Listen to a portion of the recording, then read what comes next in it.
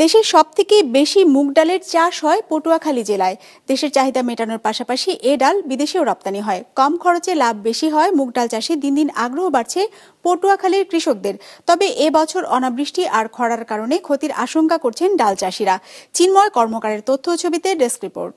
250-টিরও বেশি design option নিয়ে Walton smart fridge, বোঝে আপনার প্রয়োজন। পটুয়াখালী সদরের বদরপুর এলাকা, যতদূর চোখ যায় মাঠের পর মাঠ ভর্তি পাকা মুগ ডাল। ক্ষেত থেকে ডাল তোলায় ব্যস্ত চাষিরা।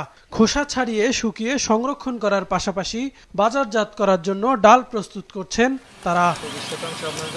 কৃষকরা জানান, এবছর প্রথম দফায় অনাবৃষ্টি ও খরার প্রভাবে গত বছরের তুলনায় মুগ ডালের উৎপাদন কম। মুগ ডাল চাষ করতে আপনার খরচ বেশি হয় না বলতে মুগ ডালে একবারে কিছু সার প্রয়োগ করা হয়, দ্বিতীয়বারে শুধু ঔষধ ব্যবহার করে। মুগ ডাল ভালোই হয়েছে, আর এবার আমরা গত বছর এবার বেশি ভালো হয়েছে। আমরা 20-25 হাজার টাকা বেচতে হবে। যে পরিমাণ জায়গায় যে ফালাইছি তাতে আমার মনে হয় যে লসেরই কায়দা, কিন্তু লস যদি বাজারটা ভালো পাই তাহলে লস হবে না। তবে অন্যান্য ফসলের তুলনায় কম খরচে লাভ বেশি হয় মুগ ডাল চাষে এখনো কৃষকের আগ্রহ বাড়ছে। এ ডালের ক্ষেত থেকে 4 বার পর্যন্ত ফসল তোলা যায়।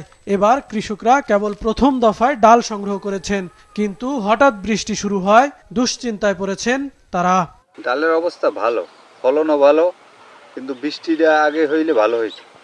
এখন যা হয়েছে পর্যন্ত হইলে সমাপ্তি হইলে ভালো হইতো, এরপরে বেশি হইলে ক্ষতি হয়ে যাবে। বৃষ্টি বাদল ছিল না, যার কারণে একটু কম ছিল। এখন বৃষ্টি হয়েছে, এখন আশা করি যে আল্লাহর রহমতে ডাল অনেক ভালো হবে। আমাদের এই অঞ্চলে তো মুগ ডাল তো সবই বাহিরে অনেক চলে যায় এখান থেকে।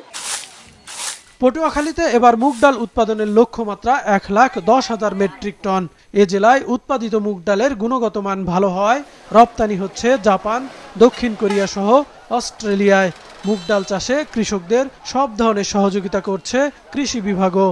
কৃষকরা এটিকে একটি লাভজনক ফসল হিসেবে আবাদ করে, এর যত্ন কম প্রয়োজন হয় এবং মাঠে এর দু একটা পোকা মারার ওষুধ ব্যবহার করলে, পোকা নিধন ওষুধ ব্যবহার করলে আমরা এটাকে ভালো ফলন পেতে পারি।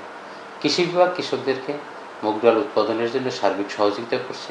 এবার পটুয়াখালীতে 88,350 হেক্টর জমিতে মুগ ডালের আবাদ হয়েছে, যা গত বছরের চেয়ে 3,350 হেক্টর বেশি।